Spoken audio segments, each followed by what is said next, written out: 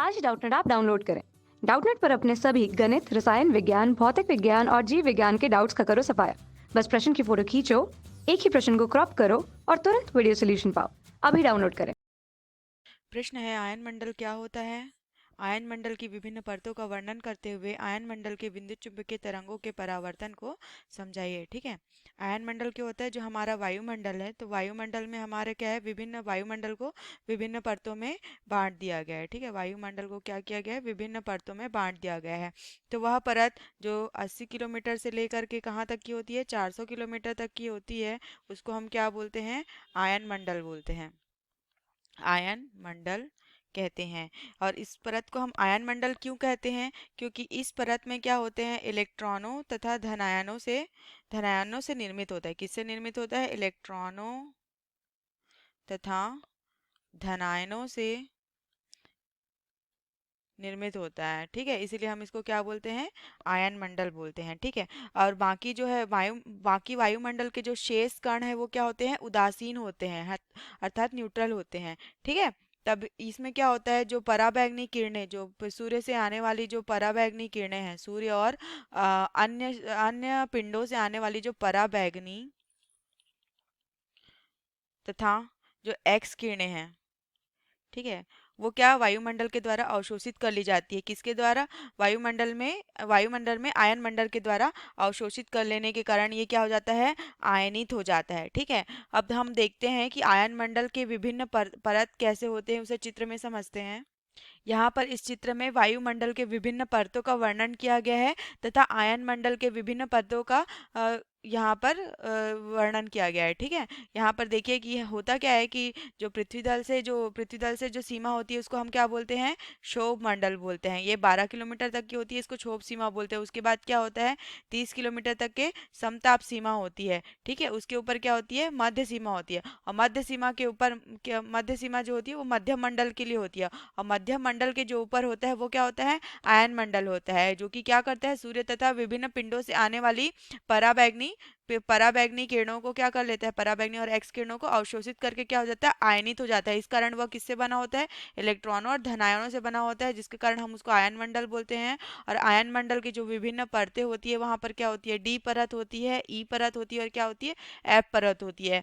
ये जो यहाँ पर एफ परत होती है वो क्या, दिन के समय में दो परतों में विभाजित हो जाती है, एक F1 परत तथा F2 परत। ठीक है। जो उसके बाद क्या होता है कि ये जो डी परत है, ठीक है, इस डी परत का जो घनत्व है वो बहुत ही कम होता है। क्या होता है इसका घनत्व, इलेक्ट्रॉनों का घनत्व, इलेक्ट्रॉनों का घनत्व बहुत ही कम होता है। ठीक है। परंतु जो ई परत है उसमें क्या होगा, डी परत से अधिक होता है, क्या, इलेक्ट्रॉनों का घनत्व। ठीक है, इलेक्ट्रॉनों का घनत्व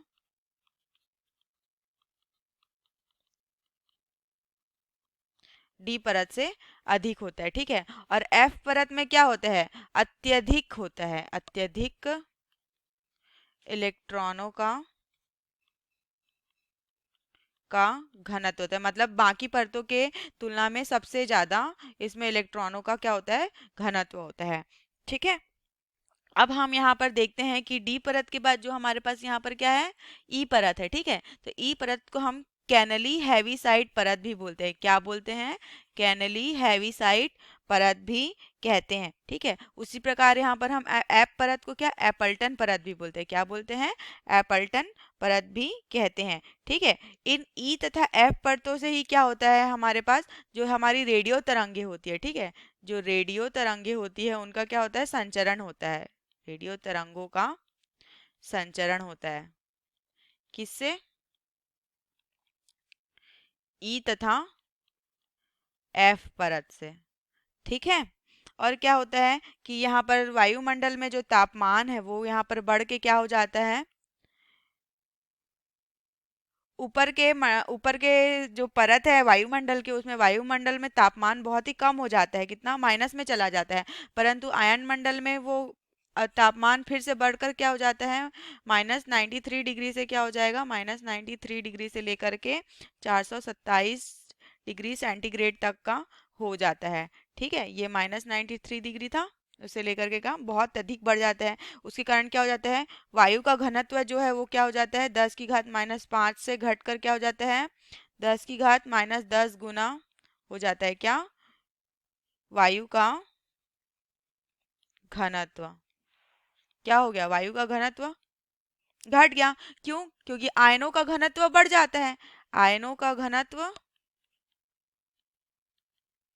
बढ़ जाता है तथा वायु का घनत्व क्या हो जाता है, कम हो जाता है। ठीक है, अब आगे देखते हैं कि वायुमंडल में जो विकिरण की किरणें आती है, ठीक है, तो उसमें से जो दृश्य विकिरण है, ठीक है, जो दृश्य विकिरण हमारे पास होता है वही बस हमें दिखता है, ठीक है, परंतु जो पराबैंगनी और क्या अवरक्त विकिरण जो होते हैं, अवरक्त विकिरण, इनको क्या करता है, यहाँ पर आयन मंडल के परत के द्वारा अवशोषित कर दिया जाता है। ठीक है, तो यहाँ पर क्या बन जाता है, ओजोन लेयर बन जाता है। क्या लेयर बन जाता है, यहाँ पर ओजोन की परत बन जाती है। ठीक है, ये ओजोन की परत क्या कर देती है, जो ये किरणें थी यहाँ पर पराबैंगनी किरणें, ठीक है, इनको क्या पराबैंगनी किरणें और अवरक्त किरणों को क्या पृथ्वी तक नहीं पहुंचने देती है, पृथ्वी तक पराबैंगनी तथा अवरक्त किरणों को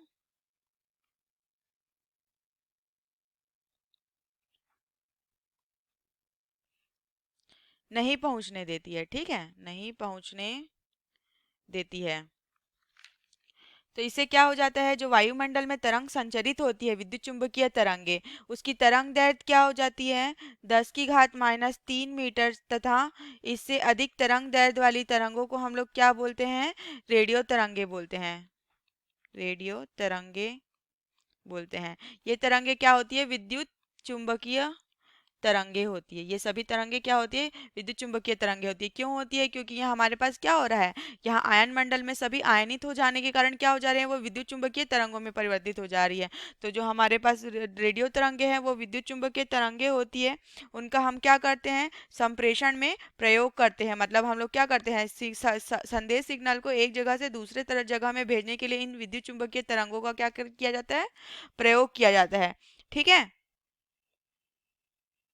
ये क्या है हमारा, आयन मंडल है। ठीक है, तो इस आयन मंडल में जो परावर्तित होने वाली, आयन मंडल से परावर्तित होने वाली आवृत्ति क्या होती है, आवृत्ति होती है वो लगभग 5 हर्ट्ज से लेकर के 10 मेगाहर्ट्ज तक की, 5 मेगाहर्ट्ज से लेकर के 10 मेगाहर्ट्ज तक की आवृत्ति होती है। ठीक है, कहने का मतलब ये है कि जो आयन मंडल है उसमें जो विद्युत चुंबकीय तरंगों का परावर्तन होता है, क्या विद्युत चुंबकीय तरंगों का परावर्तन होता है, उन तरंगों की जो आवृत्ति होती है वो 5 से 10 मेगाहर्ट्ज तक की ही हो सकती है।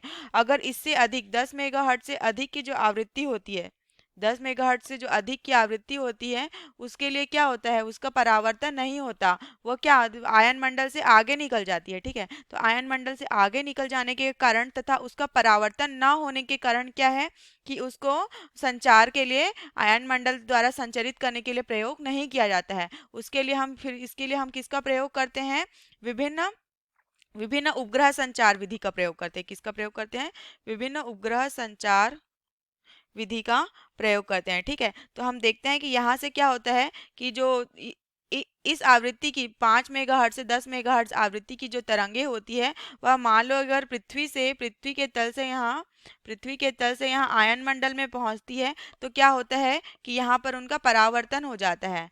ठीक है, तो परावर्तन होने के कारण क्या होता है, इनको यहाँ पर संचार के लिए प्रयोग किया जा सकता है। ठीक है, आयन मंडल में इस परावर्तन के द्वारा जो संचरण है, आयन मंडल में जो परावर्तन